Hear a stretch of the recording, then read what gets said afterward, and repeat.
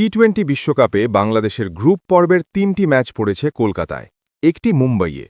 কিন্তু নিরাপত্তা নিয়ে উদ্বেগ প্রকাশ করে ভারতে টি-20 বিশ্বকাপ খেলতে না আসার সিদ্ধান্তে অনড় রয়েছে বাংলাদেশ। এই অবস্থায় বাংলাদেশকে বাদ দিয়েই টি-20 বিশ্বকাপ হতে চলেছে।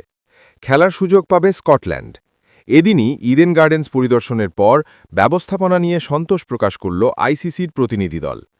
ভারত ও শ্রীলঙ্কার যৌথ আয়োজনে আগামী ৭ই ফেব্রুয়ারি থেকে এই টুর্নামেন্ট শুরু হবে। আজ আইসিসি ও বিসিসিআইয়ের একটি যৌথ পরিদর্শক দল ইডেনের মাঠ, কর্পোরেট বক্স সহ বিভিন্ন পরিকাঠামো খতিয়ে দেখে সন্তোষ প্রকাশ করেছে।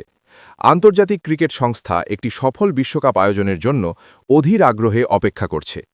ইডেন গার্ডেন্সে উদ্বোধনী দিনের একটি সহ মোট 5টি গ্রুপ ম্যাচ অনুষ্ঠিত হবে। এছাড়াও একটি সুপার 8 ও শর্ত সাপেক্ষ একটি সেমিফাইনাল আয়োজনেরও কথা রয়েছে।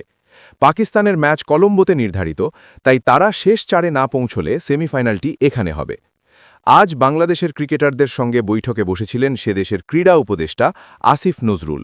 ঠিক তখন ইডেনে ছিল আইসিসির প্রতিনিধি দল। নজরুল আইসিসির মূল্যায়নকে অগ্রহণযোগ্য বলে মন্তব্য করেন।